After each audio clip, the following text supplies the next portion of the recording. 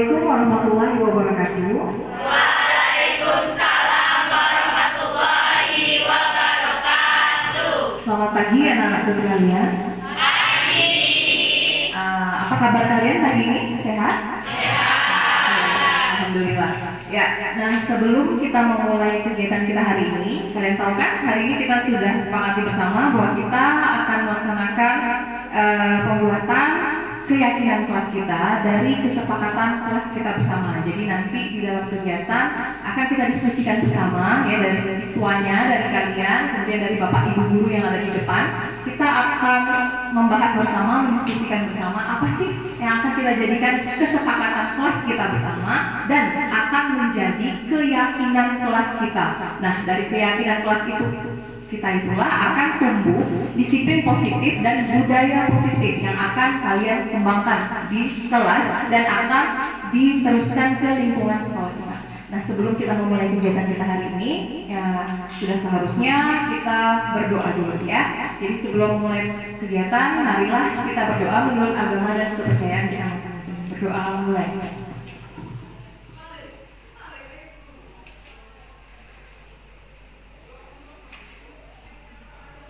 Iya, berdoa selesai. Oke.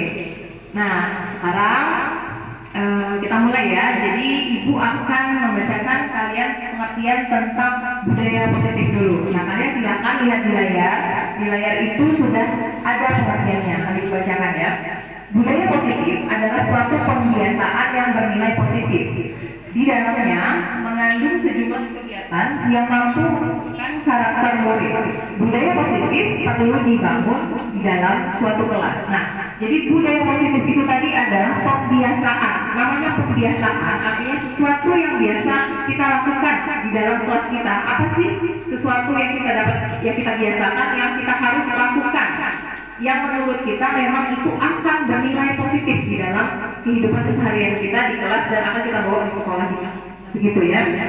Kemudian untuk membangun budaya yang positif, nah menyediakan lingkungan yang positif, yang aman, nyaman, agar murid-murid berpikir, bertindak, dan bercipta dengan merdeka, mandiri, dan bertanggung jawab. Nah, intinya di sini, kalian ini sebagai anak didik, sebagai siswa-siswi di sekolah ini, kalian belajar untuk menuntut ilmu, iya kan? Iya kan? Nah, pembelajaran yang kalian lakukan itu adalah kalian belajar tentang ilmu-ilmu dari guru mata pelajaran kalian. Nah, kalau intinya ilmu-ilmu itu sebetulnya kalian bisa dapatkan dari mana saja, tidak hanya dari bapak ibu guru kalian yang mengajar di kelas sebetulnya, namun kalian bisa juga mendapatkan dari smartphone yang sudah kalian punya itu ya kan. Kalian suka gunakan HP kalian bisa browsing, kalian bisa searching dari sumber manapun. Namun dari ilmu yang kalian dapatkan itu, apakah hanya itu saja yang ingin dikembangkan dari diri seorang siswa? Tidak kan? Nah, apa yang tidak kalah pentingnya yaitu budi pekerti. Budi pekerti yang harus tertanam dan terbangun di diri kalian. Nah, itulah yang akan kita kembangkan melalui kesepakatan kelas kita ini, yang kita akan jadikan keyakinan kelas kita, begitu. Jadi dari cara kalian bersikap terhadap guru kalian, cara kalian berkomunikasi dengan sesama, kemudian tentang tata tertib yang sudah pernah ada di sekolah kita. Nah, sekarang ibu tanya, kita punya nggak tata tertib di sekolah kita? Punya, ya kan? Tata tertib yang dijadikan peraturan sekolah. Nah, tata tertib ini kan dia bersifat mengikat. Kalian harus mengikuti peraturan ini sesuai. Jika tidak, berarti kalian akan melanggar ya, artinya mendapatkan sanksi. Nah, di dalam diskusi kita ini membentuk keyakinan kelas kita. Nah, itu yang akan kita bahas. Gimana sih caranya peraturan atau tata tertib yang sudah ada yang bersifat mengikat di sekolah tadi membuat kalian merasa nyaman, merasa aman, merasa bahagia untuk melaksanakannya di kelas dulu. Nah, mulai dari kelas kita ini. Jadi jangan nanti kalian merasa, oh bising ya bu, misalnya peraturan ini membuat saya merasa malu, membuat saya merasa terkekang, terbebani dan segala macam. Nah, disitulah kita membuat keyakinan kelas kita dari kesepakatan bersama, hal-hal poin-poin yang berangkat dari peraturan kelas atau peraturan sekolah yang sudah ada. Kita sepakati bersama nih gimana sih baiknya supaya kalian dalam melaksanakannya merasa nyaman, aman, dan termotivasi tadi untuk menjadi siswa yang berkarakter baik. Nah, itu ya. Budaya positif ini dapat menumbuhkan motivasi intrinsik dalam diri anak untuk menjadi pribadi yang bertanggung jawab dan berbudi pekerti luhur serta akhlak mulia. Nah, jadi dari situ kita berangkatnya, dari disiplin-disiplin positif, dari tata tertib yang ada di sekolah kita. Kita sepakati bersama nih, gimana sih menurut kalian maunya? Jadi bukan hanya dari bapak ibu guru yang di depan saja, tapi dari kalian semua nih, dari siswa-siswinya. Jadi nanti kalian akan berkelompok, Kak Bang ya, mendiskusikan bersama apa-apa saja poin-poin dari tata tertib sekolah kita yang sudah ada yang mau kita jadikan kesepakatan kelas kita dan akhirnya berangkat menjadi keyakinan bersama. Namanya keyakinan kelas, berarti keyakinan kita sama-sama nih antara siswa sama gurunya, tidak hanya ditetapkan oleh pihak sekolah dari guru-guru, tidak, tapi kalian juga ikut andil dalam menetapkan, memutuskan bersama apa aja yang jadi keyakinan kita bersama. Nah gitu, bisa ya? Sudah paham kira-kira? Oke, berikutnya akan Bu Lina tambahkan juga tentang disiplin positif. Nah, silakan Bu Lina. Nah, selanjutnya, setelah budaya positif yang kalian pahami, kita harus mengenali dulu apa sih makna dari disiplin positif. Nah, sebelum kita merancang yang namanya keyakinan kelas, kita harus tahu dulu apa makna dari disiplin positif. Nah, di sini menurut disiplin itu artinya belajar. Jadi ada asal kata berkonotasi disiplin diri. Jadi disiplin diri itu membuat orang menggali potensinya untuk menuju sebuah tujuan dan apa yang dia hargai. Namun dalam budaya kita, makna disiplin ini telah berubah menjadi sesuatu yang dilakukan seseorang pada orang lain untuk mendapatkan suatu kepatuhan. Nah, itu makna dari disiplin. Kemudian di sini ada 3 yang selama ini bukan di sekolah. Nah, jadi ada 3 identitas yang harus kita sampaikan kepada kalian semuanya. Jadi ada hukuman, yang namanya hukuman, kemudian konsekuensi dan restitusi. Nah, harapan kita Bapak Ibu guru yang ada di depan ini adalah restitusi. Jadi yang selama ini yang dilakukan adalah hukuman, benar? Yang kalian dapat ada hukuman. Nah, hukuman itu adalah bersifat negatif. Nah, harapan Bapak Ibu guru yang di depan ini adalah menciptakan budaya positif yang namanya restitusi, benar? Di sini yang kalian dapatkan itu adalah hukuman itu menyakitkan enggak buat kalian? Contohnya seperti apa? Iya, sampah. Menyakitkan buat kalian sampah. Rasa malu.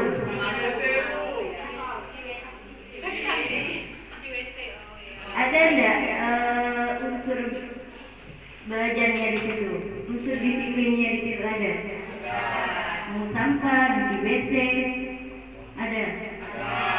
Kenapa kalian bisa dihukum? Karena terlambat. Nah, itu adalah sebuah hukuman. Nah, kita merubah mindsetnya dan hukuman menjadi restitusi. Restitusi itu adalah sebuah pembinaan. Jadi yang tadinya kita melakukan hukuman, makanya kita menciptakan yang namanya budaya positif. Nah, ini yang kalian akan buat menjadi sebuah keyakinan kelas. Nah, untuk keyakinan kelas akan disampaikan oleh Bu Eki. Oke, semuanya masih segar? Udah pada loyo ya, padahal baru 2 materi. Oke, di sini Ibu akan kebagian menjelaskan tentang keyakinan kelas. Peraturan di sekolah, Ibu kasih contoh dulu ya. Pertama, tidak boleh telat jam 7. Kalau telat, kalian harus cuci WC, siram bunga, kemudian tutup sampah. Kira-kira ikhlas nggak? Ada yang ikhlas, ada yang tidak. Sebelumnya udah dijelaskan sama Bu Nurisiani atau Bu Yani, disiplin positif itu seharusnya menumbuhkan motivasi intrinsik. Kalau kalian terpaksa, berarti motivasi intrinsiknya belum muncul. Nah, kenapa di sini diadakan sebuah pertemuan seperti ini untuk membuat keyakinan kelas? Agar peraturan yang kalian buat itu adalah terbangun dari kalian sendiri. Kalaupun kalian telat, kalian punya kesadaran diri sendiri agar kalian mengut sampah, tidak perlu lagi ada guru piket yang suruh, Kak di sana, Kak di situ, Kak cuci ini, Kak siram sana. Nah, nggak ada lagi seperti itu. Keyakinan kelas yang akan dibuat itu akan menciptakan suatu disiplin positif. Jika kalian terlambat, kalian langsung ambil gayung. Bu, saya terlambat, Bu. Saya kemarin udah buat keyakinan kelas kalau terlambat harus siram bunga, Bu. Bu, saya terlambat, Bu. Mana peralatannya, Bu, biar saya ambil dulu. Nah, itu adalah motivasi intrinsik. Itulah tujuan kami berempat di sini, hadir di sini agar memunculkan motivasi intrinsik siswa. Kalau kalian terlambat, kalian tahu konsekuensinya. Kemudian kalian senang hati, udah dibilang sebelumnya ya, belajar itu harus nyaman, aman. Kalau kalian tidak ikhlas berarti tidak nyaman. Ya, udah datang pagi aja udah bad mood ya. Tambah lagi MTK lagi, tambah lagi biologi, bahasa Inggris lagi, bahasa Indonesia, wah bingung kan? Nah, di sini Bu minta tampilkan tabel Y dan tabel T. Bisa di-zoom gitu. Tujuan intinya kan kalian nanti berkelompok nih. Kalian berkelompok, ada berapa kelompok?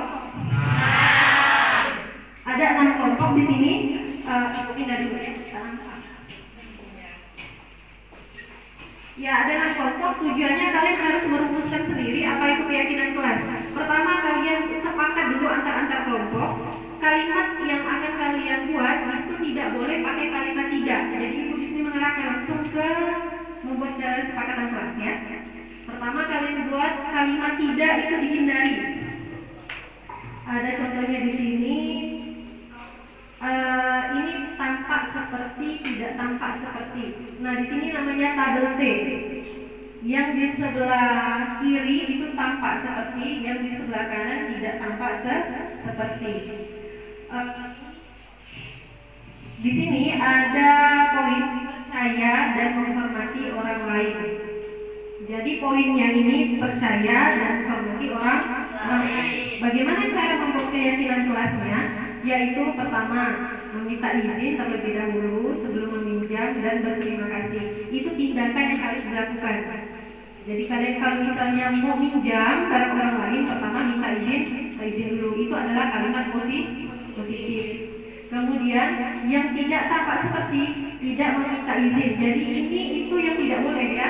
Jadi dalam peraturan tidak boleh ada kata tidak. Seperti itu. Ini untuk yang tabel. Nah, di sini lebih kenapa ya? Kecil ya? Ya, bisa berjelasan aja ya.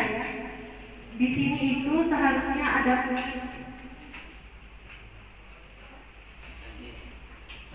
poin apa? Di sini sebenarnya poinnya ini tak tertulis ya. Harusnya saling membantu. Ya, poin dasarnya saling membantu. Poin-poin yang Ibu sebutkan itu adalah peraturan sebenarnya. Peraturan itu harus kita ubah dalam kalimat yang lebih positif. Nah, poin di sini saling membantu. Di sini kalau kita mendengarkan, misalnya kawan tuh minta tolong ya, maka terdengar satu orang yang berbicara, yuk bantu saya yuk. Atau kalau misalnya minta piket, tolong bantu ambil penyapu dong, kayak gitu kan? Itu terdengarnya. Kemudian terlihatnya orang yang udah membantu itu terlihat seperti berempati, kan? Kalau yang udah melakukan sesuatu bantuan terhadap orang, berarti dia memiliki rasa empati. Kemudian di sini ada berperilaku. Berperilaku kalau udah membantu, masa mukanya masak-masak kan? Tidak mungkin kan? Terus pastilah kalau udah membantu dengan senang hati mukanya senyum. Benar nggak nih kalau membantu kawan pikir nih senyum nih? Biasa ada yang ngomel, ada yang repe, enggak? Oke, lanjut ya. Jadi dalam kalimat-kalimat itu tidak boleh tercantum kata tidak. Nah, kalian dalam merumuskan, kalian satu kelompoknya ada berapa orang? Nah, berarti ada 6 kelompok, ada 6 orang setiap kelompoknya. Kalian masing-masing harus memiliki ide masing-masing. Walaupun rasanya tidak masuk akal, kalian tulis saja semuanya sebanyak-banyaknya. Kita akan menyepakati bersama. Tidak masalah itu agak aneh, apa biar tidak tulis ya semuanya ya. Namanya juga kita membuat keyakinan ke kelas. Jadi nanti setelah kalian udah merumuskan beberapa, kita akan pilih yang paling real sesuai dengan peraturan sekolah yang ada. Untuk poin-poin peraturan sekolah yang ada mungkin bisa dijelaskan oleh Pak Mahmudi. Untuk bahan dasar kalian membuat poin seperti tadi menolong sesama itu poinnya ya. Nah, poin-poin itu kalian dapatkan dari Pak Mahmudi karena setelah kesiswaan pastilah dia tahu poin-poin peraturan yang ada di sekolah kita. Untuk Pak Mahmudi dipersilakan.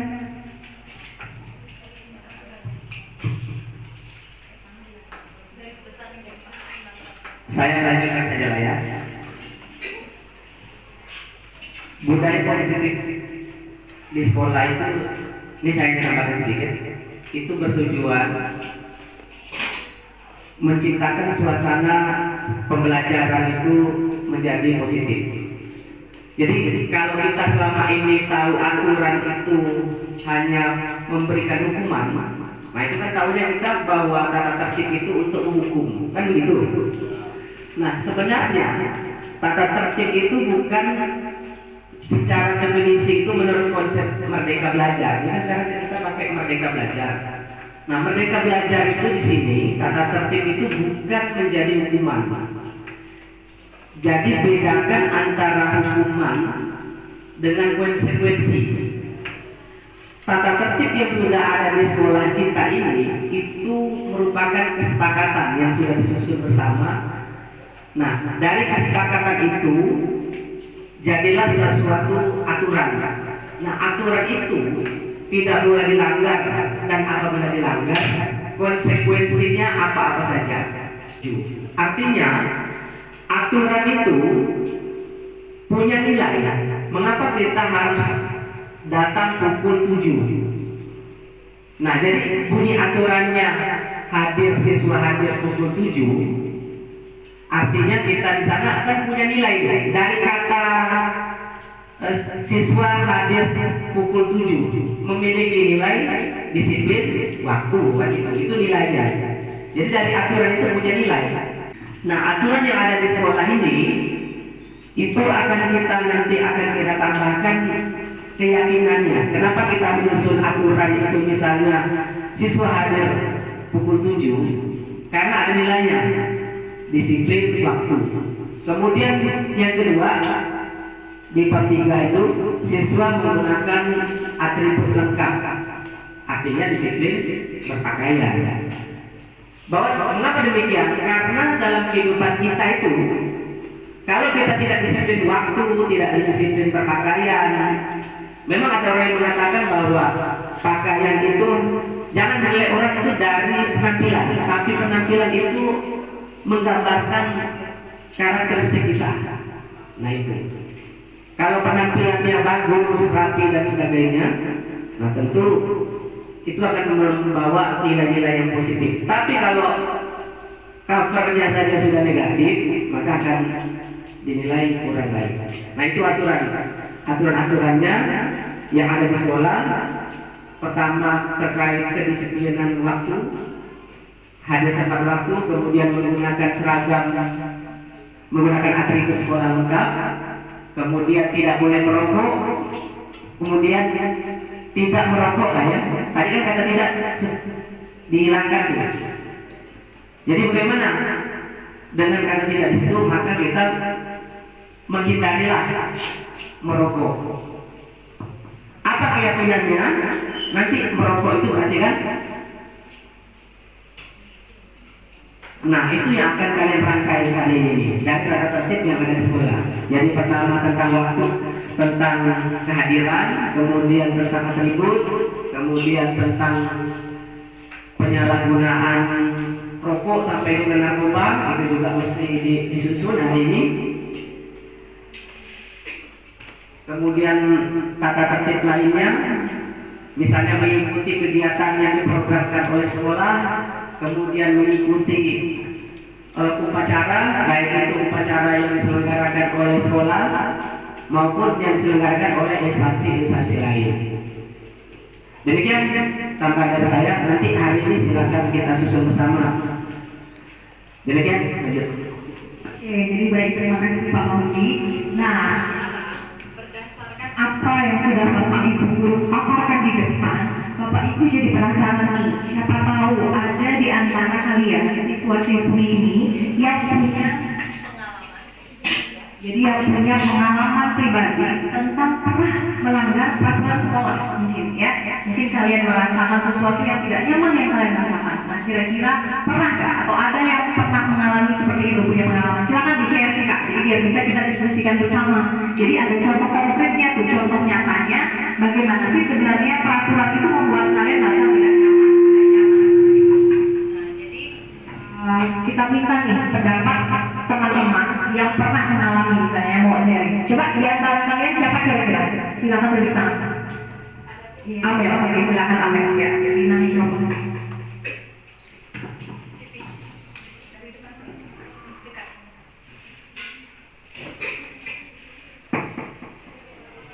Ya, silakan Amel diceritakan pernah punya pengalaman yang tidak enak apa dari melanggar peraturan sekolah. Ya silakan.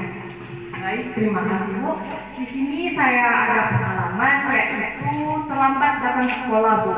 Nah, pada saat itu saya pergi ke sekolah, itu terlambat Bu. Sampai di sekolah itu terlambatnya hanya 1 menit, jadi sampainya jam 7:01. Nah, pada saat itu gerbang sekolah itu sudah ditutup oleh guru yang piket Bu. Nah, pada saat itu juga saya itu ada ulangan harian. Nah, dengan saya terlambat tadi, saya diberikan hukuman oleh guru piket. Nah, dengan diberikan hukuman itu, saya merasa kesal, merasa kecewa dengan adanya diberikan hukuman itu, padahal saya hanya terlambat 1 menit Bu. Nah,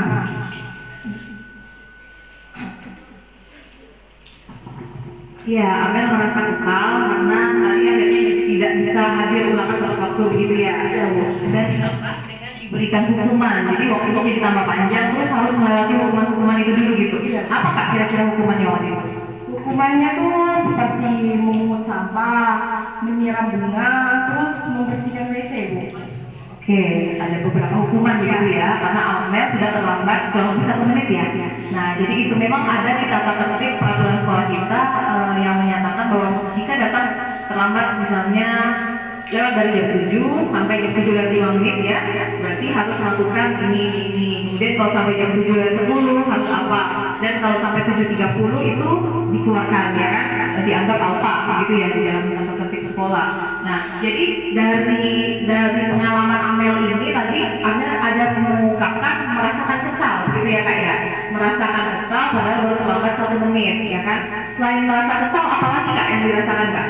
Selain rasanya kesal dalam hati gitu, Rasa malu juga Bu, karena sudah dihukum rame kan, dikumpulkan di lapangan, jadi tuh malu sama kawan-kawan yang lain gitu. jadi ada tadi merasa kesal, kemudian rasa malu, ada kecewa juga nggak di situ Kak? Iya, kecewanya kenapa tuh misalnya? Kecewanya tuh karena baru 1 menit juga Bu. Habis itu kecewa nggak bisa mengikuti ulangan harian gitu. Oke, jadi kecewa baru 1 menit dan tidak bisa ikut ulangan harian. Nah itulah ya, itu yang namanya tadi tata tertib atau peraturan. Ya terima kasih ya Amel ya sudah sharing atas pengalaman pribadinya. Nah jadi itu tadi ya, bahwa memang tata tertib atau peraturan yang ada di sekolah itu memang kan harusnya sudah disepakati bersama. Nah disinilah nih kita tanamkan sama-sama nih, mulai dari kelas kita. Jadi kita bentuk memang keyakinan kelas kita. Kita mau supaya kalian merasa nyaman, kalian merasa aman dan tidak merasa kesal atau kecewa. Itu baiknya gimana sih? Nah makanya kita diskusikan bersama. Harusnya kalau sesuatu yang sudah berangkat dari keyakinan bersama sudah kita sepakati nih, artinya kita tahu dengan konsekuensinya. Nah itu tadi Kak, jadi bukan berupa hukuman, tapi konsekuensinya. Oh iya, saya datang ke sekolah terlambat nih, misalnya terlambat 5 menit. Konsekuensinya, kalau di jam pelajaran pertama ada ulangan, berarti kalian udah miss waktu 5 menit ya kan? Udah kehilangan waktu ulangannya 5 menit. Itu artinya konsekuensi, sesuatu yang harus kalian jalani ya, karena memang kalian sudah terlambat tadi itu, tapi bukan berupa hukuman. Nah gitu. Jadi makanya sama-sama kita di kelas nanti kita diskusikan bersama ya, gimana sih baiknya, maunya kalian gimana, dan harus kita sepakati nih. Nah namanya udah jadi kesepakatan, harus konsekuensinya kalian terima, harus lapang dada kalian menerimanya, menjalankannya bersama. Nah gitu. Jadi akan kita diskusikan bersama. Ada yang lain kira-kira selain Amel yang ingin sharing lagi, punya pengalaman pribadi tentang melakukan pelanggaran di sekolah misalnya kan? Siapa lagi? Di antaranya? Nanti nanti kita akan membuat kelompok. Kalian akan membuat kelompok ya. Silakan kalian bagi satu kelompok itu 6 siswa. Satu kelas maksudnya 6 kelompok. Satu kelas. Kalau jumlahnya tidak pas, tidak apa-apa. Pokoknya dia jadi. Berarti satu kelompok ada 5 dan ada 6 orang. Nah sekarang kalian bentuk kelompoknya. Udah ada bentuk kelompok kan? Nah kalau sudah bentuk kelompok sekarang kalian berkumpul sesuai kelompoknya. Di sini kalian membuat yang namanya keyakinan keluarga. Ingat yang Ibu Evi bilang tadi, bila buat kalimat yang positif, tidak kata jangan, tidak dan dilarang. Nah paham? Nah, coba Ibu lihat salah satu contoh yang dibuat. Menghindari itu menurut kalian apakah itu kalimatnya positif? Apalagi yang kedua. Oke, jadi masalah tiket kelas juga ya. Jika ada anggota atau hampir semuanya dari anggota tiket di hari itu tidak tiket, maka kelasnya kan jadi kotor ya, sampah di mana-mana bertebaran, ya kan? Jadinya kelas kotor dan segala macam mengganggu. Atau ada yang pulang duluan karena harusnya tiketnya pas pulang sekolah, ya kan? Jadi nggak tertib. Jadi hasilnya kelasnya kotor besok paginya karena nggak ada yang tiket gitu ya. Oke, jadi bisa dimasukkan di situ. Jadi ada 3 hal poinnya kak ya. Oke, apa yang kita lihat? Poin 7.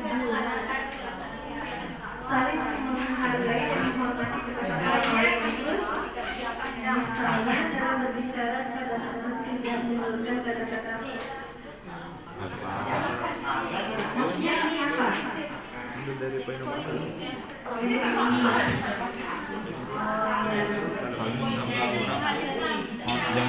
Iya, bagusnya kalimat yang seperti sudah dibilang ya, kalimat tidak jangan sering digunakan.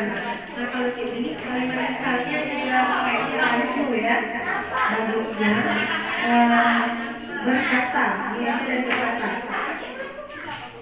berkata sopan kepada teman sebaya. Jadi itu lebih tepat ya, berkata. Jadi kalau misalnya dalam berbicara itu kayaknya kurang tepat ya. Jadi kalimat ini dipersingkat.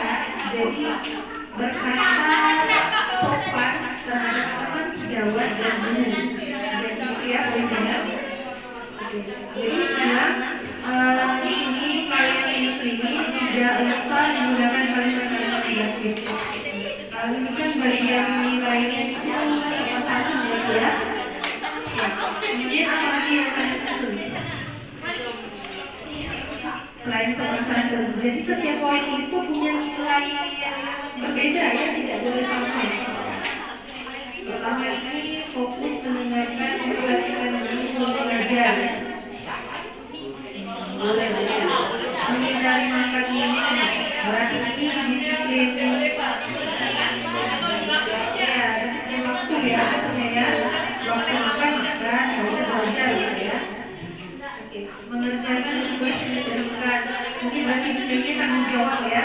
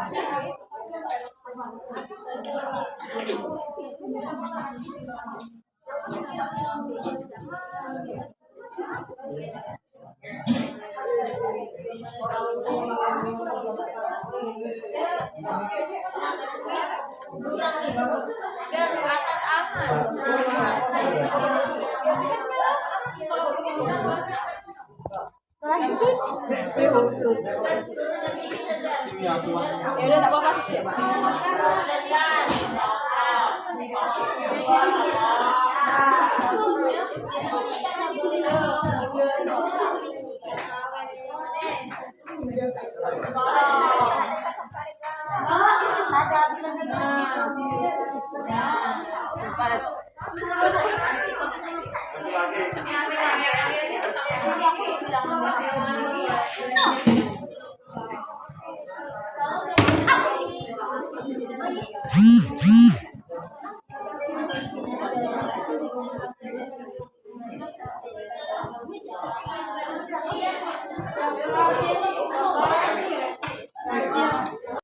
Oke semuanya, ini udah bagian akhir dari proses hari ini ya. Jadi setelah kalian membuat kesepakatan bersama, kemudian setelah mempresentasikan hasil masing-masing kesepakatan kalian, nah inilah hasil kesepakatan kita yang ada di ruangan ini yang akan kita jadikan menjadi keyakinan kelas ya. Jadi ada 12 poin keyakinan kelas yang kita sudah ambil masing-masing 2 poin dari setiap kelompok ya. Jadi dari setiap kelompok udah kita ambil perwakilan 2 poin. Jadi totalnya sekarang sudah ada 12 keyakinan kelas. Bagaimana dinilai? Bisa dibacakan untuk semuanya ya Bu Evi ya. Dibacakan keyakinan kelasnya per poin supaya semuanya mendengarkan bersama dan kita sepakati bersama nih hari ini semua bahwa 12 poin ini kita yakini adalah kesepakatan kita bersama dan akan kita jadikan keyakinan kelas dan kita semua secara ikhlas, secara rela mengerjakannya bersama-sama, mentaatinya bersama-sama. Bisa ya? Oke, jadi kita bacakan mungkin dari nomor pertama, yaitu mengembangkan iman dan takwa kepada Tuhan Yang Maha Esa. Keyakinan kelas yang kedua, disiplin waktu dan berpakaian. Yang ketiga, menjaga kesehatan diri dan kebersihan lingkungan sekolah. Yang keempat, bersikap jujur, sopan dan santun terhadap guru dan teman sejawat. Yang kelima, saling menghargai dan menghormati pendapat orang lain. Yang keenam, selalu semangat dalam belajar dan meraih prestasi. Ibu Lina bisa lanjutkan, Bu Lina.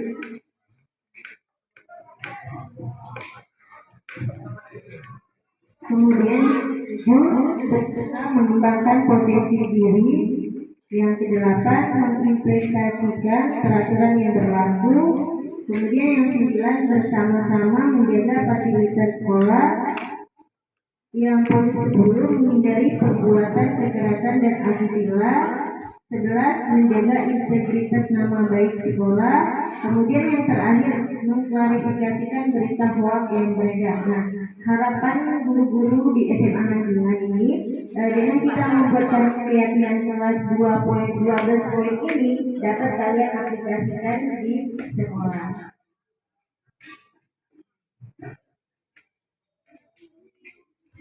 Oke, setelah dipaparkan 12 keyakinan kelas yang telah kita buat bersama ini juga berarti kegiatan pada hari ini telah selesai ya. Sebelum menutup kegiatan hari ini, Ibu dan guru-guru lainnya mengucapkan terima kasih kepada siswa-siswa sekalian telah membantu proses ini, berpartisipasi dalam menciptakan sebuah disiplin positif di lingkungan SMA Negeri 1 Anjungan. Yang terakhir sebelum keluar, marilah kita baca hamdalah. Alhamdulillahirabbil alamin. Sekian kegiatan hari ini akan kami tutup. Assalamualaikum warahmatullahi wabarakatuh. Waalaikumsalam warahmatullahi wabarakatuh.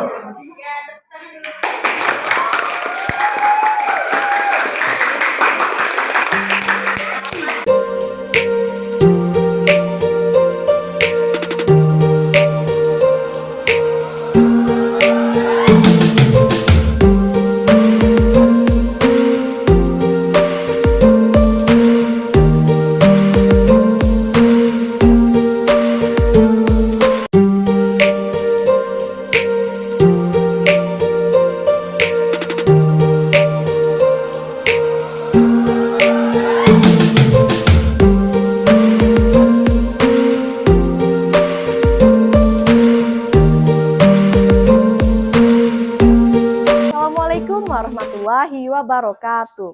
Saya selaku siswa SMA Negeri 1 Anjungan, khususnya di kelas 12 IPA 1. Saya merasa senang dilibatkan dalam proses pembuatan keyakinan kelas. Semoga saya dan teman-teman dapat menerapkan keyakinan kelas bersama-sama agar tercipta budaya positif di kelas saya maupun di sekolah SMA Negeri 1 Anjungan. Semoga kegiatan ini bermanfaat bagi saya dan teman-teman lainnya.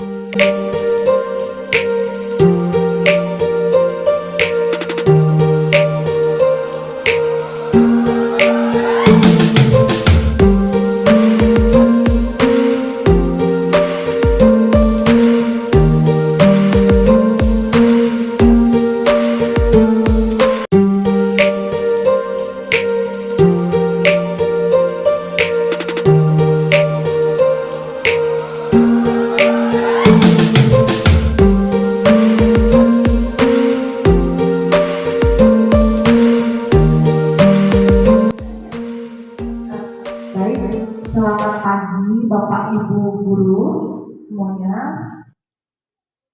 Pada kesempatan kali ini kami dari CGP calon guru penggerak angkatan 7 dari SMA Negeri 1 Anjungan, kami ingin mengadakan kegiatan sosialisasi tentang lingkungan positif yang terbentuk melalui budaya positif yang sudah kami lakukan terhadap siswa-siswi di kelas 12 IPA 1. Nah, pada kesempatan hari ini kami ingin sharing, ingin membagikan apa saja yang sudah kami lakukan dan apa manfaatnya atau kebaikan untuk kedepannya bagi sekolah kita. Nah, untuk membuka acara ini kami meminta Bapak Kepala Sekolah untuk membuka acara.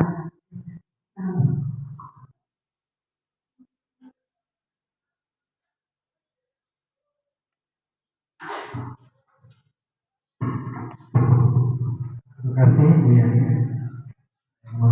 Assalamualaikum warahmatullahi wabarakatuh. Selamat pagi, salam sejahtera bagi kita semua. Yang saya hormati Bapak Ibu Guru CGP SMA Negeri 1 Anjungan, Bapak Ibu Guru tenaga pendidik SMA Negeri 1 Anjungan yang juga saya hormati. Alhamdulillah, wasyukurillah, ya mari kita senantiasa bersyukur kehadiran Allah SWT, Tuhan Yang Maha Esa, bahwasanya di pagi hari ini, di ruangan ini kita masih diberikan kesehatan, kesempatan, dan terlebih umur yang masih tersisa bagi kita semua. Mudah-mudahan kita bisa menjadi orang-orang yang senantiasa bersyukur atas segala nikmat yang diberikan dengan melaksanakan perintahnya dan menjauhi larangannya dengan sebaik-baiknya. Bapak Ibu yang saya hormati, hari ini hari yang istimewa bagi kita semua, bahwasanya kita ada kegiatan sosialisasi atau tepatnya diseminasi lah ya, pengibasan apa yang sudah didapatkan oleh Bapak Ibu guru calon guru penggerak SMA Negeri 1 Anjungan angkatan yang ke-7 kepada Bapak Ibu guru. Nah, ini mungkin perwakilan, namun kedepannya saya juga ingin berharap seluruh guru atau seluruh tenaga pendidik dapat informasi yang sama, dapat disosialisasikan mengenai lingkungan positif, yaitu melalui budaya positif di lingkungan sekolah. Hal ini sangat kita harapkan bisa kita terapkan. Mudah-mudahan melalui guru penggerak yang saat ini yang daftar ke-7 ada 4 orang, bisa memberikan pembaharuan, bisa memberikan paradigma baru dalam hal pelaksanaan proses belajar mengajar di kelas, dalam hal menumbuh kembangkan karakter yang baik terhadap peserta didik yang secara teori tidak perlu dipaksakan, harus ditumbuhkan kesadaran dari masing-masing peserta didik bahwa itu memang hal yang baik, bahwa itu hal yang positif, bahwa itu adalah diperlukan untuk menjadi manusia yang berkualitas.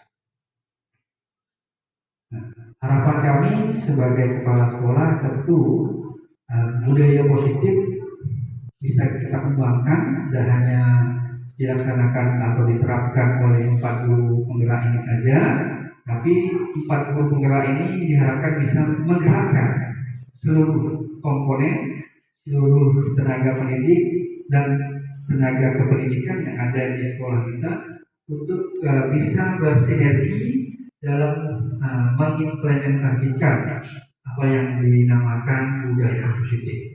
Yang kalau salah satu produknya itu adalah disiplin positif ya, disiplin positif. Nah tentu untuk menerapkan ini kita perlu mengkaji atau memahami teorinya dulu. Nanti baru kita implementasikan. Jadi diharapkan apa yang disampaikan oleh guru CGB nanti bisa dipahami Bapak Ibu, diserap, dan disinilah kita bisa sharing pengetahuan, sharing pengalaman, dan sharing permasalahan yang dihadapi di kelas, supaya kedepannya kita bisa sama-sama cari pemecahannya, bisa mencari solusinya untuk bagaimana kita bisa mendidik dan mencerdaskan anak bangsa, khususnya siswa-siswi yang belajar di SMA Negeri 1 Bandung. Kita sangat berharap muncul generasi-generasi penerus, muncul kader-kader yang memang bisa diandalkan, yang berasal dari lulusan SMA Negeri 1 Bandung. Itu tidak menutup dari usaha, tidak menutup kemungkinan dari usaha Bapak Ibu semua, bukan hanya karena pribadi seorang, tapi seluruhnya. Jika kita bisa bersinergi, saya yakin hal itu bisa kita wujudkan.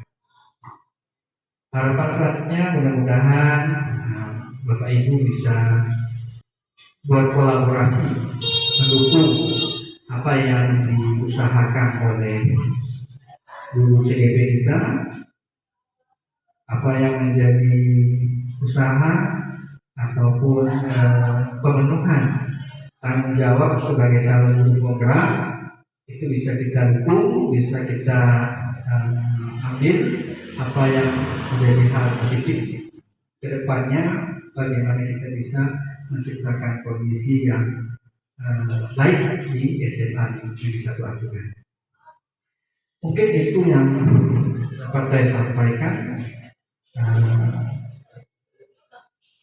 Saya berharap terakhir bisa kegiatan ini bisa berjalan baik dan lancar, supaya apa yang menjadi tujuan pelaksanaan hari ini, pelaksanaan kegiatan hari ini bisa dicapai dengan hasil yang memuaskan. Nah, untuk itu sebelum diakhiri sambutan ini, izinkan saya sebagai kepala sekolah atas nama SMA Negeri 1 Bandungan membuka acara ini. Kegiatan sosialisasi lingkungan positif melalui budaya positif di SMA Negeri 1 Bandungan secara resmi dibuka. Perhatiannya, billahi taufiq wal hidayah. Wassalamualaikum warahmatullahi wabarakatuh. Selamat pagi, salam sejahtera bagi kita semua.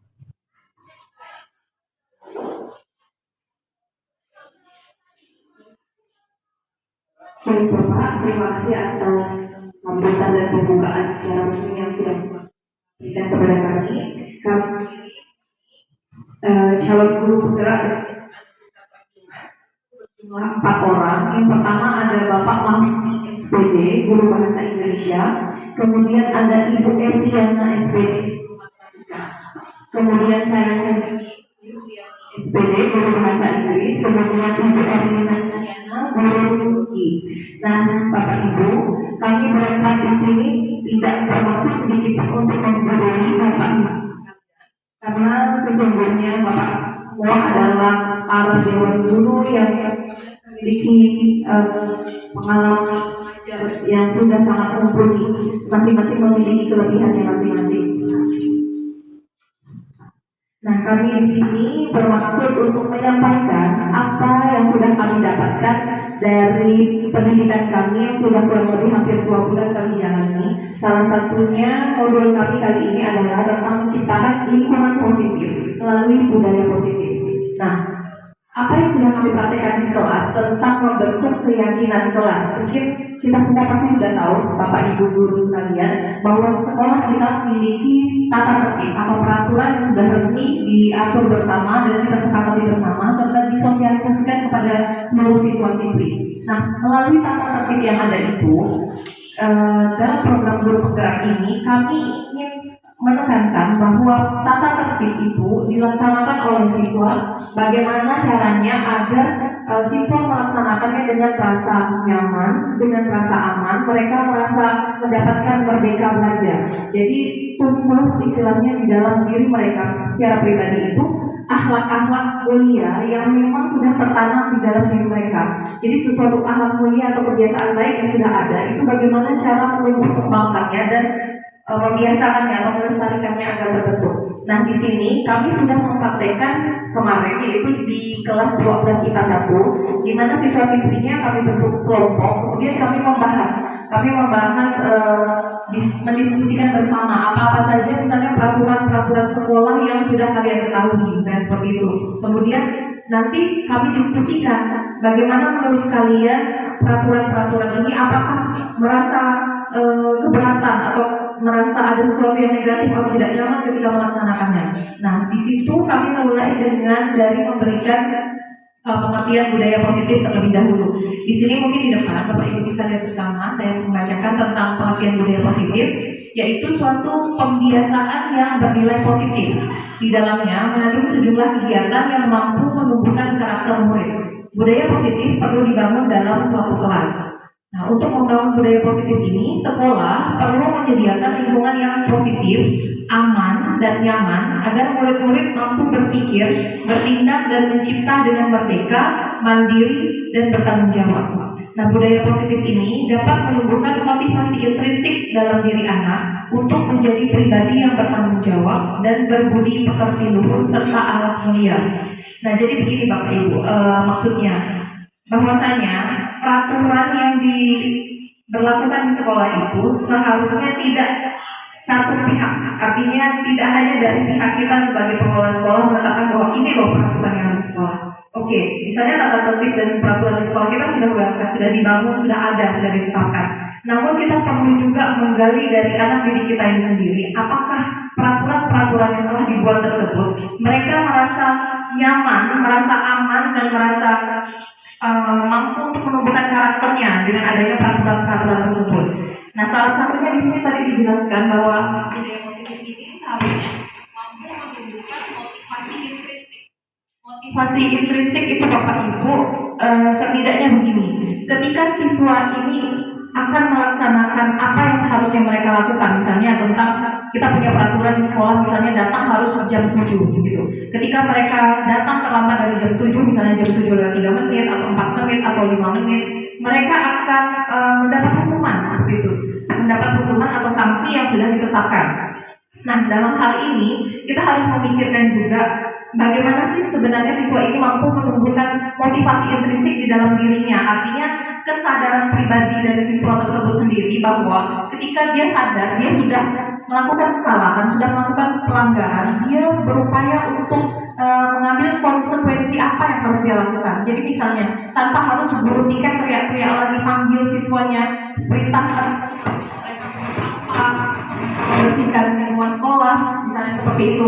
Tanpa harus seperti itu lagi, siswanya sudah seharusnya dengan sendirinya tumbuh motivasi intrinsik di dalam dirinya. Oh, bahwa dia sadar, oh iya, saya harus terlambat, harusnya saya datang jam 7, tapi saya tidak tepat datang jam 7, jadi konsekuensinya saya harus melaksanakan apa. Nah, itu seharusnya sudah tumbuh secara kesadaran pribadi dari siswanya sendiri. Nah, gitu. Itu salah satu contohnya. Nah, di sini jadi makna disiplin dulu, kita mulai dari disiplinnya sendiri. Nah, disiplin ini artinya apa? Disiplin di sini yaitu berasal dari bahasa Latin disiplina yang artinya belajar. Makna asal dari kata ini berkonotasi dengan disiplin diri dari murid-murid Socrates dan Plato. Disiplin diri membuat orang menggali potensinya menuju sebuah tujuan apa yang dia hargai. Jadi sebuah kedisiplinan itu bukan berarti siswa melaksanakan peraturan hanya karena terpaksa, karena takut dihukum dan takut akan sanksinya. Namun disiplin di sini seharusnya mampu menumbuhkan atau menggali potensi diri siswa itu, jadi dia merasa apa yang dia hargai, apa yang harus dia dapat. Nah itu sebenarnya. Jadi namun ya dalam budaya kita menjadi sesuatu yang dilakukan seseorang pada orang lain untuk mendapatkan kepatuhan. Kecenderungan umum adalah menghubungkan kata disiplin dengan ketidaknyamanan, bukan dengan apa yang kita hargai atau pencapaian suatu tujuan yang mulia. Nah, jadi maksudnya di dalam program guru penggerak ini ingin menekankan bahwa bagaimana sih supaya tata tertib atau peraturan yang ada itu menumbuhkan kedisiplinan siswa itu dengan motivasi intrinsiknya sendiri. Mereka menghargai, mereka tahu dan sadar akan sendirinya bahwa mengapa mereka harus melaksanakan kedisiplinan itu. Nah, gitu.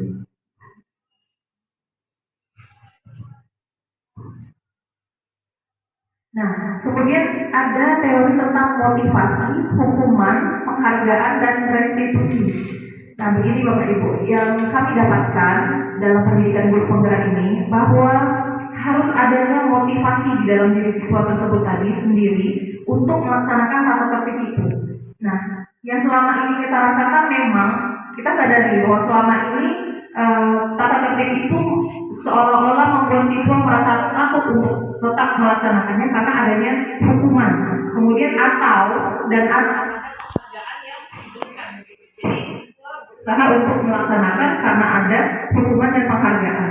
Nah, di situ lalu ada kata restitusi. Restitusi itu apa? Sebetulnya restitusi itu adalah proses di mana ketika siswa melakukan kesalahan. Ketika siswa melakukan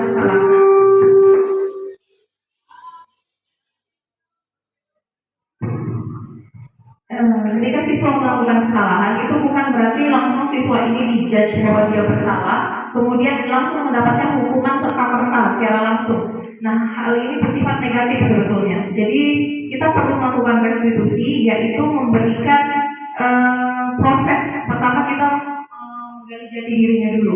Apa sih kesalahan yang sudah dilakukan? Kita tanyakan dulu. Kemudian kenapa dia bisa berbuat seperti itu? Lalu kita berikan setidaknya motivasi kepada siswa yang melakukan pelanggaran ini. Oh, bahwa ya kamu memang melakukan hal seperti ini. Tidak hanya kamu kok, misalnya semua orang atau bahkan ibu guru sendiri pun pasti pernah melakukan kesalahan. Nah, namun dari kesalahan yang ada itu bagaimana caranya kita untuk memperbaikinya. Jadi kita tanyakan dulu kepada si siswa ini sendiri. Misalnya ada anak yang bolos di pelajaran tertentu, misalnya pelajaran penjas karena tidak senang dengan pelajarannya, misalnya tidak merasa mampu melakukan. Nah, kita tanyakan dulu kepada siswa itu sendiri, apa sih kira-kira solusi kamu untuk menyelesaikan masalah ini. Nah, kita tawarkan dulu dari siswa itu sendiri. Barulah kita memberikan bimbingan kepada siswa itu. Jadi tidak secara serta-merta kita mengejas langsung memberikan hukuman. Karena apa? Hukuman itu sebetulnya tidak memberikan solusi atas menumbuhkan kedisiplinan itu sendiri. Nah, di sini kita bisa lihat bahwa identitas itu gagal ketika guru atau kita yang lebih dewasa ini memberikan hukuman kepada siswa. Nah, di sini ya, hukuman itu bersifat sesuatu yang menyakitkan, itu harus terjadi. Itu pasti dirasakan oleh siswa. Kemudian tidak nyaman untuk murid atau anak untuk jangka waktu yang panjang. Nah, pasti secara memorabelnya itu dia akan mempunyai ingatan, tidak akan dilupakan bahwa dia pernah berbuat salah, dia dihukum, mungkin akan ada rasa malu yang berkepanjangan yang dia rasakan. Kemudian dia menjadi korban. Setelah itu dia merasa akan tersakiti, kemudian ada perilaku pasif agresifnya menjadi meningkat.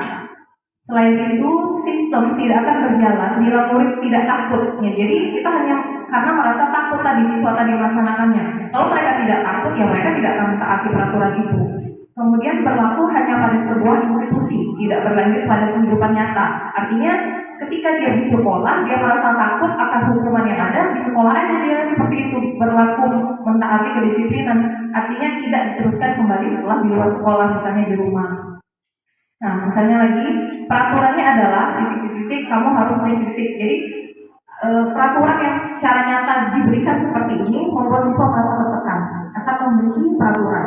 Nah, ketika identitas yang gagal tadi itu paradigmanya berubah, kita akan masuk ke identitas yang sukses. Nah, bagaimana sebetulnya identitas sukses ini? Bahwa ketika siswa itu sadar apa yang pelanggaran yang dia lakukan terhadap tata tertib atau peraturan itu memiliki konsekuensi. Jadi bukan artinya salah melakukan kesalahan ini langsung mendapatkan hukuman apa A, B, C. Tapi dia harus sadar secara pribadi bahwa ada konsekuensi yang dia dapatkan. Jadi misalnya jam pelajaran pertama jam 7, siswa ini tidak hadir, ada ulangan. Nah, dia secara sadar bahwa konsekuensinya adalah saya telat misalnya 15 menit. Ya, konsekuensinya saya ketinggalan mengikuti jam ulangan. Jadi saya tidak dapat 15 menit tambahan waktu yang seharusnya saya misalnya ulangan dapat waktu 45 menit. Tapi karena saya terlambat 15 menit, artinya konsekuensinya saya tidak mendapatkan waktu tambahan untuk ulangan tersebut. Nah, di situ. Jadi konsekuensi itu adalah akibat yang ditanggung karena proses yang telah dia lakukan kesalahannya tadi. Jadi sesuatu yang harus terjadi, kemudian ada perasaan tidak nyaman untuk siswa dalam jangka waktu yang pendek saja. Kemudian murid atau anak dibuat tidak nyaman, lalu ada penguatan hanya bertahan dalam jangka waktu yang pendek, memerlukan monitoring dan supervisi terus-menerus dari guru. Jadi artinya harus guru terus melihat perkembangannya, kemudian membantu penerapan mengikuti peraturan dalam masyarakat. Nah, setelah konsekuensi itu disadari, maka proses selanjutnya yaitu adalah restitusi. Restitusi ini apa? Jadi restitusi itu Nah, ini ada 9 ciri-ciri restitusi yang mungkin bisa kami sampaikan. Yang pertama, restitusi itu adalah bukan untuk menebus kesalahan, namun untuk belajar dari kesalahan. Jadi artinya ketika siswa berbuat kesalahan, bukan artinya atau dia itu dituntut untuk menebus kesalahannya tersebut.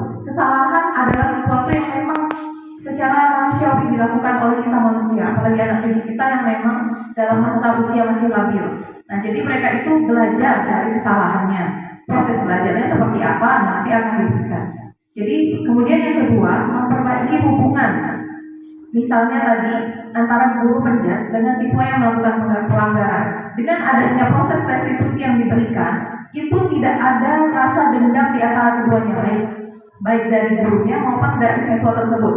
Jadi dengan ikhlas ditanyakan kepada siswa apa sih yang dapat ia lakukan, apa yang dapat ia lakukan untuk belajar dari kesalahannya terhadap gurunya. Misalnya proses meminta maafnya atau memperbaiki kesalahannya, jadi memperbaiki atas apa yang sudah dia perbuat, bagaimana caranya. Jadi ada hubungan yang tetap baik. Jadi anak ini tidak nanti misalnya sampai udah kelas 12 atau tamat merasa dendam terhadap gurunya tersebut. Jadi jangan sampai ada seperti itu. Kemudian adanya tawaran, bukan paksaan. Nah, begini Bapak Ibu, misalnya kita dengan jelas memberikan hukuman, kamu tidak mengerjakan PR bahasa Inggris, Ibu kasih hukuman kamu ya, kamu harus menuliskan misalnya 16 tesis dalam bahasa Inggris sebanyak 1000 kalimat misalnya.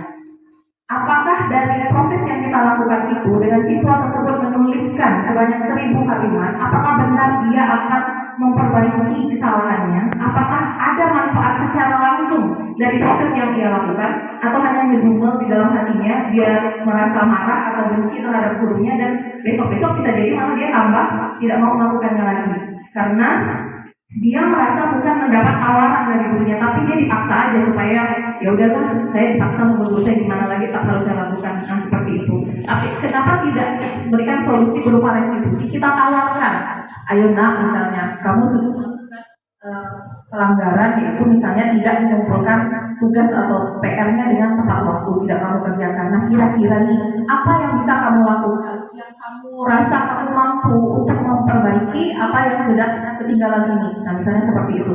Nah, kami yakin bahwa proses atau hal itu jauh lebih mengena karena dari siswa tersebut sendiri pasti dia akan tumbuh pikiran di dalam dirinya, dia akan membangun bahwa oh iya saya tadi sudah tidak melakukan ini, mohon maaf Ibu, dengan berbagai alasan dia ungkapkan. Kita kasih kesempatan kembali untuk bagaimana dia melaksanakan. Bisa jadi mungkin dia tidak paham selama apa yang mungkin saya jelaskan, atau bahkan mungkin kita sebagai guru di depan dia belum paham, tapi kita tidak tahu bahwa siswa ini ternyata memang tidak paham begitu. Ya memang pasti namanya siswa Bapak Ibu dia punya banyak alasan. lupa lah, dia bilang tidak bawa bukunya lah, atau tidak ada waktu lah, nolong orang tua dan segala macam. Walaupun kita tahu misalnya pada kenyataannya bisa jadi memang anak kita ini lebih malas misalnya, kita tahu hal itu, tapi bukan berarti langsung mereka melakukan kesalahan seperti ini dan harus dihukum seperti ini. Nah gitu, tapi kita tawarkan dulu, berikan dulu tawaran kepada mereka seperti itu. Kemudian dari tawaran itu kita sebagai guru lah yang lebih dewasa, yang lebih mampu berpikir lebih tinggi lah istilahnya daripada anak ini, kita mengarahkan bagaimana baiknya dia melakukan atau memperbaiki kesalahannya itu. Kemudian restitusi itu menuntut untuk melihat ke dalam diri. Jadi tadi seperti yang saya bilang, minta siswa itu untuk evaluasi dirinya sendiri, bagaimana kemampuannya, sampai mana dia mampu. Karena pasti setiap siswa punya kemampuan yang berbeda-beda. Kemudian restitusi ini mencari kebutuhan dasar yang mendasari tindakan. Restitusi diri adalah cara yang paling baik. Kemudian fokus pada karakter, bukan tindakan. Jadi artinya tumbuh karakter siswa atas proses yang dilakukan ini, bukan hanya sekedar tindakan yang dia lakukan. Ini Bu, udah saya kerjakan yang disuruh, udah selesai. Padahal tidak ada hasilnya dari situ.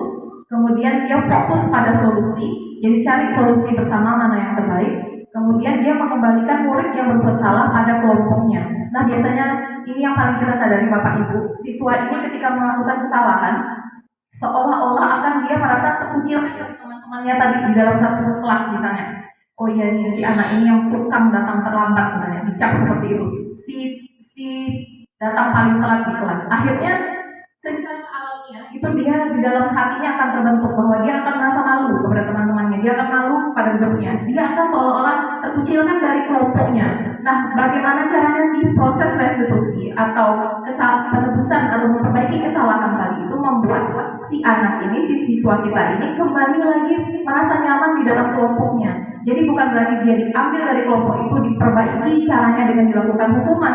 Nah, itu akan membuat dia jauh dari kelompoknya. Tapi seharusnya kita kembalikan dia agar merasa nyaman di dalam kelompoknya. Jadi selain si siswa yang melakukan kesalahan ini, teman-temannya di dalam kelas juga kita berikan pemahaman. Jadi artinya menerima kembali kehadiran siswa ini, bahwa semua orang pasti berbuat kesalahan. Nah seperti itu.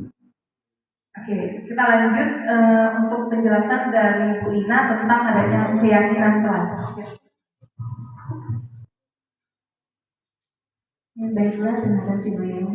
Nah, setelah yang disampaikan Bu Yani tadi mengenai budaya positif, kemudian disiplin positif, selanjutnya saya akan menyampaikan apa itu keyakinan kelas. Nah, keyakinan kelas ini sudah kita buat kemarin di hari Kamis bersama anak-anak IPA. Nah, di belakang Bapak Ibu atau di samping itu adalah keyakinan kelas yang sudah dibentuk oleh siswa kelas 12 IPA bersama rekan-rekan CGP.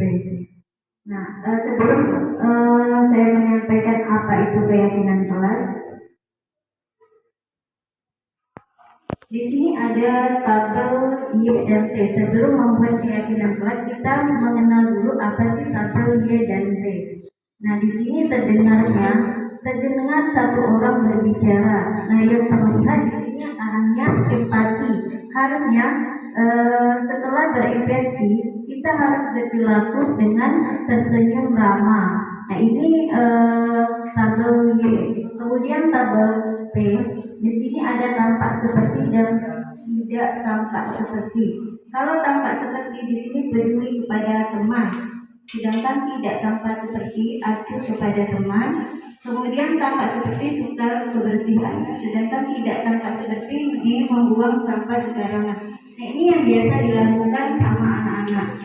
Nah, keyakinan kelas itu merupakan untuk menimbulkan motivasi intrinsik ke nilai-nilai keyakinan lebih menggerakkan seseorang dibandingkan mengikuti serangkaian peraturan.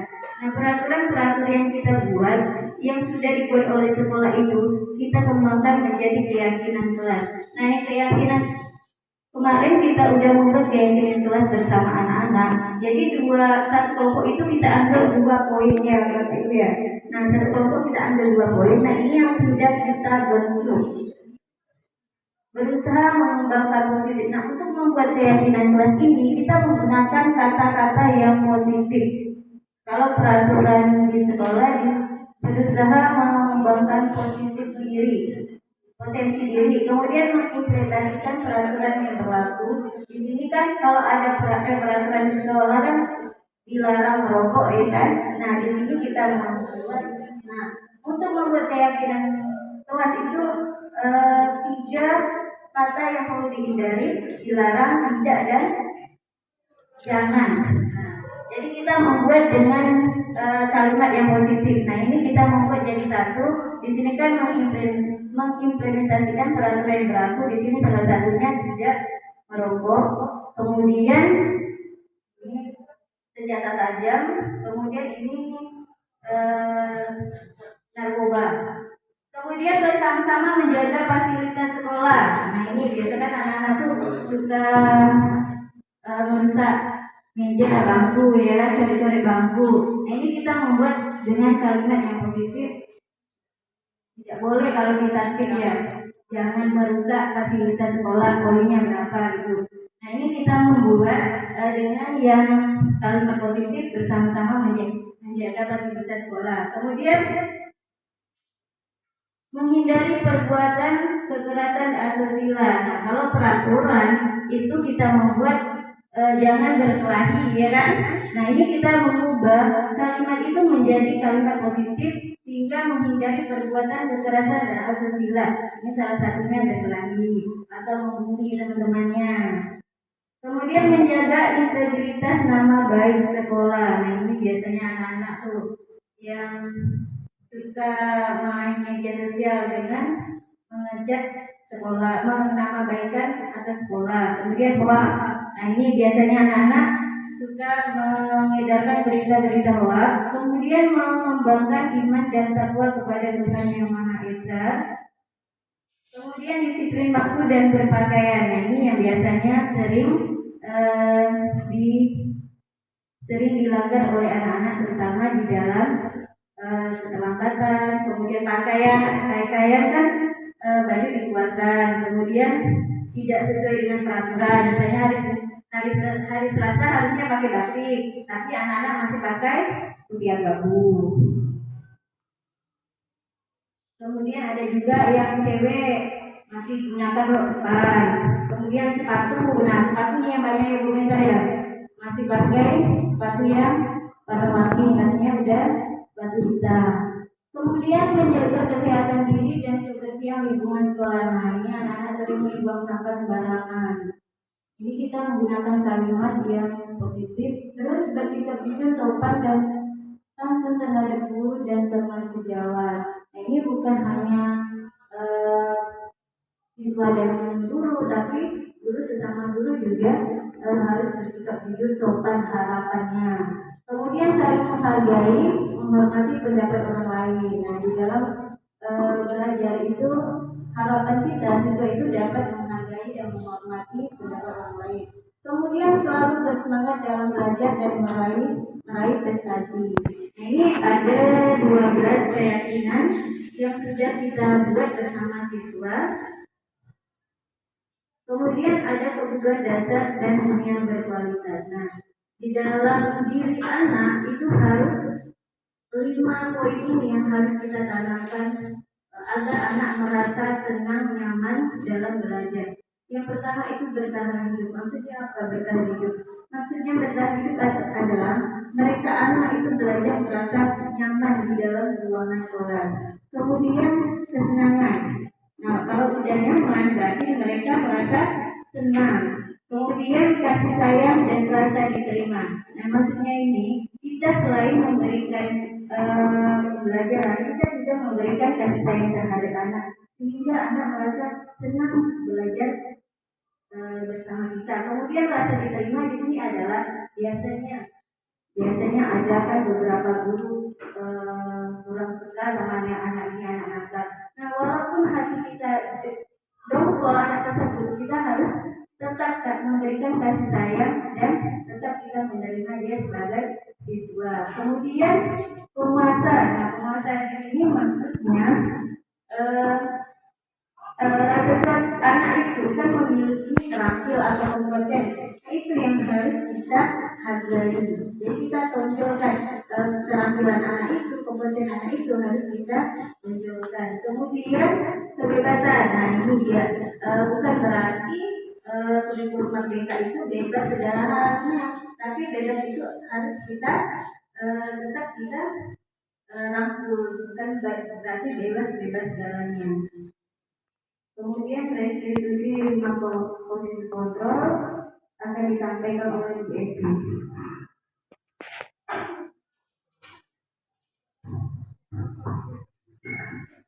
Oke, selanjutnya ada restitusi 5 posisi kontrol ya. Saya ke bagian ini, bagian restitusi. Restitusi sebelumnya, restitusi dasar pengertian udah dijelaskan sama Bu Yani sebelumnya. Nah di sini saya mengembangkan 2 lagi restitusi 5 posisi kontrol dan segitiga restitusi.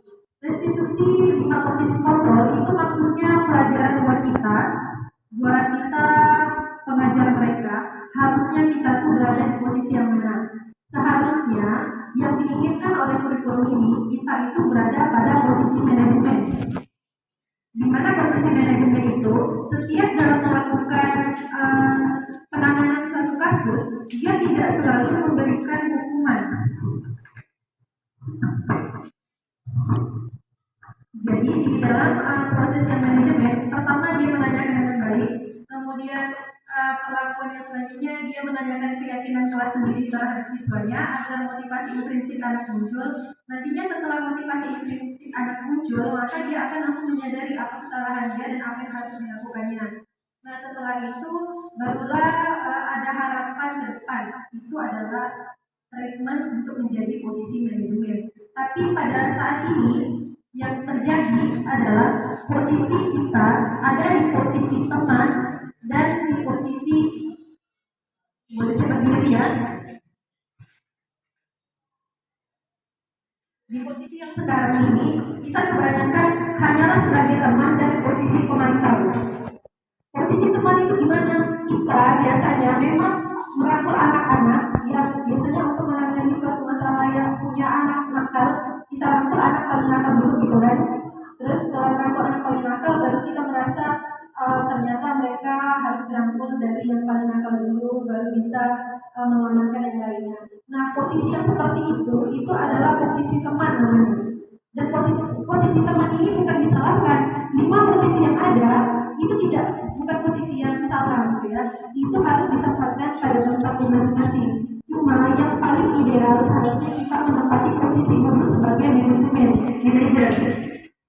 Nah seharusnya yang pemantau, kalau pemantau ini cuma sekitar lihat mereka kan coret-coret dinding, cuma lihat ya nanti baru melapor ke bagian piket. Nah seharusnya sebagai guru kita kan warga sekolah sini semua ya, melihat salah satu pelanggaran seharusnya tetap harus menegur, walaupun kita bukan bagian yang piket seandainya di hari itu, kita tetap menegur.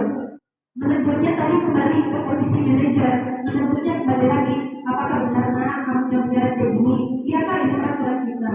Nah kalau dia bilang salah bu, saya tidak harusnya nggak kayak gini. Nah seharusnya kamu kayak gimana? Nah seperti itu.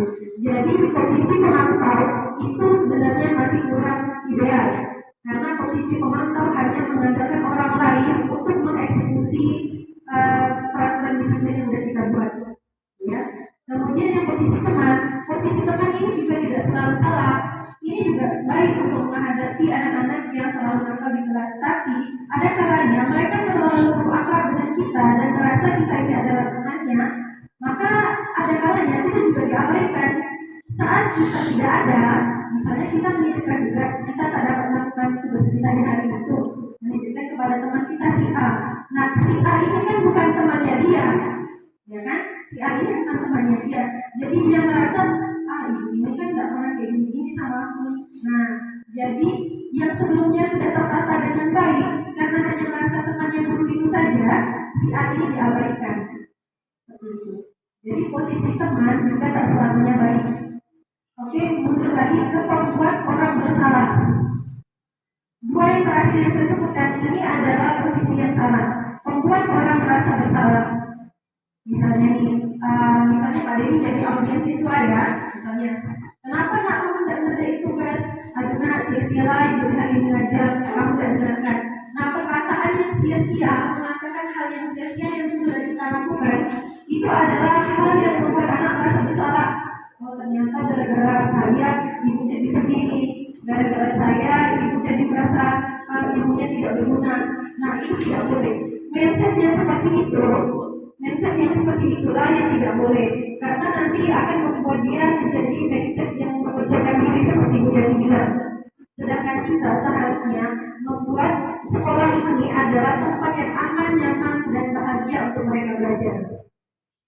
Kemudian posisi pendukung. Banyak sekali masih saya temui di sekolah ini ya. Bukan saya di sini sebagai guru yang menjudge teman-teman lainnya.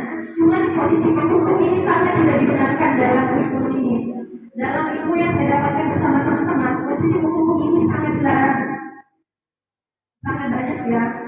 Saya tidak bisa sebutkan, hanya teman-teman lain dapat merasakan. Saat ketemu siswa yang tidak benar, misalnya telat nih, misalnya telat, langsung disuruh ini, disuruh itu, telat langsung dimarahin, diomel-omel. Nah, seperti itu tidak boleh. Mengomel itu tidak boleh. Dalam pembelajaran yang telah kami dapatkan, mengomel sama sekali tidak dibolehkan. Mengomel dan langsung memberikan hukuman tidak dibolehkan. Yang boleh adalah konsekuensi. Kita merubah peraturan itu menjadi konsekuensi. Konsekuensi muncul kalau ada motivasi intrinsik anak muncul. Seperti itu. Motivasi intrinsik anak muncul ketika kita mengungkit tentang keyakinan kelas. Makanya dari semua poin yang terakhir itu ada di poin saya semua, akan merangkum semua yang sudah dijelaskan Bu Yani dan Bu Ina. Semuanya akan menjadi satu kesatuan yang tidak boleh dilepaskan. Jadi posisi manajer adalah posisi yang menginginkan maju ke segitiga restitusi. Oke, ini adalah materi terakhir. Segitiga restitusi adalah materi yang merangkum semua kegiatan yang sudah kita miliki, yang sudah kita lewati tadi. Pertama tentang motivasi, habis itu tentang disiplin positif, habis itu tentang penghukuman, setelah itu tentang keyakinan kelas. Nah, di sini segitiga restitusi ada 3 dulu. Segitiga restitusi langkahnya ada 3. Yang pertama, memvalidasi kesalahan. Bu, boleh tampilkan tugas ibu yang segitiga restitusi? Karena kalau kamu susah. Video. Kami sudah melakukan tugas ini bukan menjadi tidak hanya ngomong basa-basi ya. Sebelum kami melakukan sosialisasi, kami sudah mempraktekkan kepada beberapa siswa. Jadi kami punya data real bagaimana cara menangani anak yang benar sesuai dengan kebutuhannya menjadi posisi manajer.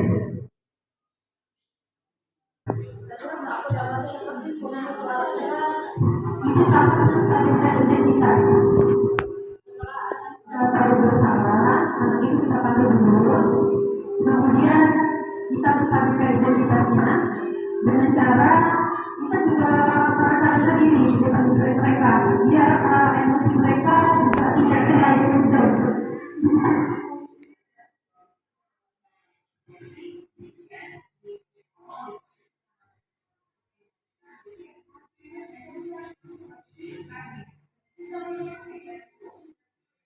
Bisa menstabilkan identitas tadi seperti kata Kak Yani. Dia awal-awal itu mengakui, kita juga mengakui. Nah, kamu salahnya apa? Misalnya rekan ibu, ya. Terus kamu apa yang bukannya pada saat yang pelajaran? Ya, Bu, saya salah. Terus ditanggapi sama kita dulunya. Oh iya, nah, nggak apa-apa. Manusia itu pasti pernah punya salah. Manusia pasti pernah punya salah, tapi nah, kita juga harus kembali ke peraturan sekolah. Seperti itu jangan dilakukan lagi.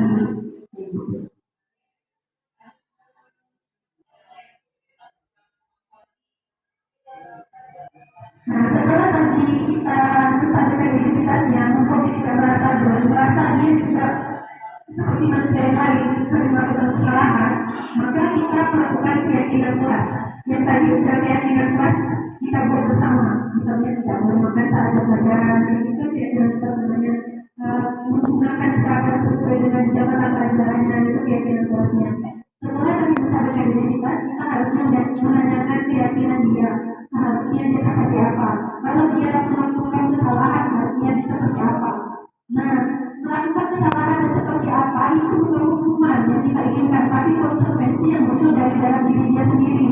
Oh ya Bu, saya salah, seharusnya saya tidak lagi mengalami saja kerjaan Ibu lain kali. Nah, diharapkan omongan dan ucapan yang lain kali saya tidak akan dipukul Ibu, itu bukan paksaan, tapi itu muncul dari dalam diri mereka sendiri. Dan tahap terakhir adalah terakhir Pak.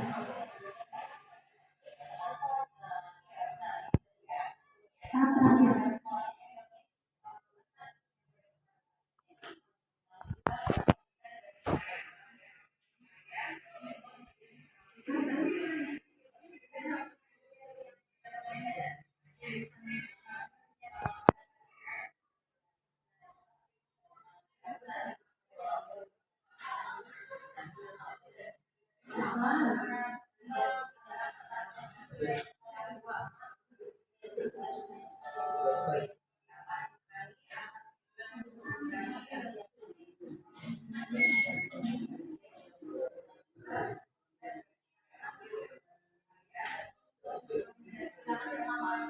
Dan yang terakhir adalah validasi tindakan yang salah. Jadi tiga restitusi.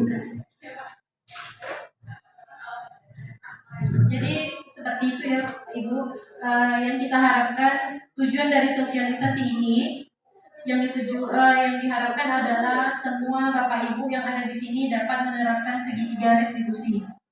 Dapat menerapkan segitiga restitusi itu yang pertama tadi menstabilkan identitas siswa, kemudian menanyakan keyakinan kelas, kemudian memvalidasi perbuatan yang salah. Nah, tiga poin itu yang seharusnya dimiliki oleh semua pengajar, pengampu mata pelajaran agar menjadikan diri mereka berada di posisi manajer. Jika semua guru dapat menerapkan posisi manajer, diharapkan siswa-siswanya tidak ada lagi yang merasa terpaksa ketika mereka melakukan kesalahan. Kalau kita semuanya bisa melakukan disiplin positif dengan menggunakan sistem manajer tadi sebagai proses penanganan siswa, semua guru di sini tidak ada lagi yang menjadi guru terkiller, tidak ada lagi guru terbaik, semuanya akan jadi guru terbaik. Karena apa? Karena saat penanganan kasus kita tidak menggunakan emosi. Tujuan dari sosialisasi ini adalah guru yang tidak menggunakan emosi lagi. Jadi di sini ditekankan guru dengan lemah lembut menyapa anak, menanyakan keyakinan kelas, menanyakan kesalahan mereka sendiri, menanyakan apa yang seharusnya dia lakukan jika mereka melakukan kesalahan. Seperti itu. Mungkin sekian dari saya. Berikut ini adalah beberapa contoh-contoh saja yang telah kami lakukan sebagai guru penggerak dalam menangani kasus. Beberapa contoh ini real sudah kami lakukan karena ini audiensnya hanya sampel secara random, jadi belum dapat menciptakan disiplin positif di sekolah, tapi lumayan menciptakan disiplin positif di area kelas mereka. Sekian dari saya, terima kasih. Saya kembalikan kepada Ibu Yani. Baik, terima kasih Bu Evi, sudah cukup jelas penjelasan dari Ibu Evi ya. Jadi Bapak Ibu Dewan Guru sekalian, kami merasa perlu menyampaikan apa yang sudah kami dapatkan dari pendidikan guru penggerak ini kepada Bapak Ibu sekalian, karena kami meyakini bahwa Bapak Ibu sekalian adalah Bapak Ibu guru hebat yang sangat mengerti akan keadaan siswanya dan mau untuk melakukan perubahan di dalam pembelajaran yang diberikan kepada siswa.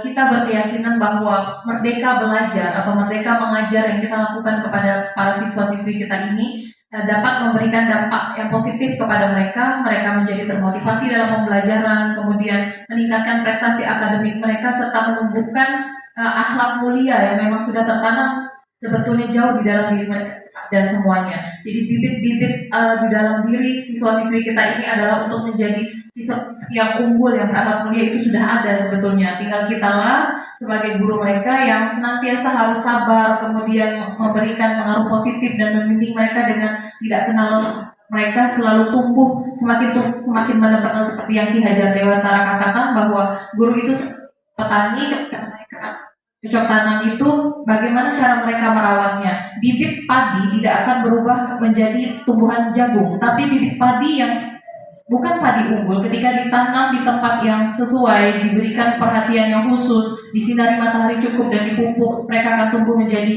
padi yang kualitas, padi yang dapat kita makan, yang menyehatkan tubuh kita. Begitu Pak Ibu sekalian. Baiklah, kami rasa sudah cukup apa yang kita bahas pada hari ini. Semoga apa yang kita bahas ini memberikan manfaat kepada anak didik kita, kepada sekolah kita untuk membangun karakter siswa kita agar menjadi lebih baik ke depannya. Terima kasih sekali lagi kami ucapkan atas kehadiran, kesediaan Bapak Ibu di ruangan ini ikut berdiskusi bersama kami dan memberikan sharing pengalaman-pengalaman yang sudah dilakukan. Baiklah, saya tutup, saya akhiri. Wabillahi taufiq wal hidayah. Wassalamualaikum warahmatullahi wabarakatuh. Selamat pagi dan salam sejahtera.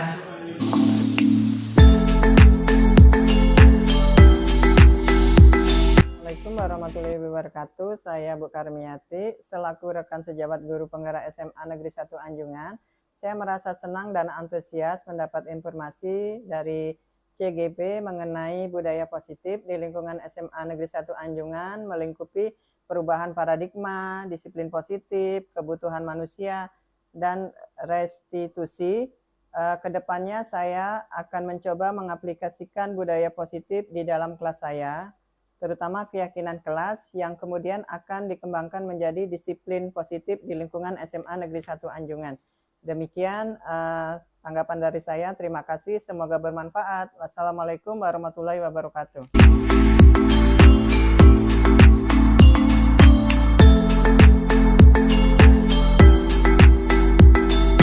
Assalamualaikum warahmatullahi wabarakatuh. Salam sejahtera untuk kita semua.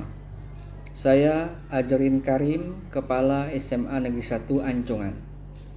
Saya merasa sangat senang dan sangat mendukung kegiatan guru penggerak di SMA Negeri 1 Anjungan terkait penyampaian informasi, sosialisasi, dan diseminasi kepada seluruh tenaga pendidik tentang budaya positif di lingkungan sekolah, khususnya perubahan paradigma dalam pendidikan karakter yang meliputi disiplin positif, motivasi, hukuman dan penghargaan, serta restitusi dan keyakinan bersama untuk dapat memenuhi kebutuhan dasar manusia dan dunia yang berkualitas. Besar harapan saya, guru CGP dan seluruh tenaga pendidik SMA Negeri 1 Anjungan dapat menginternalisasikan dan mengimplementasikan budaya positif ini di lingkungan sekolah, khususnya dalam kegiatan proses belajar mengajar di kelas masing-masing, sehingga dapat dicapai tujuan pendidikan nasional, terutama dalam perubahan karakter pada peserta didik sesuai dengan apa yang diharapkan.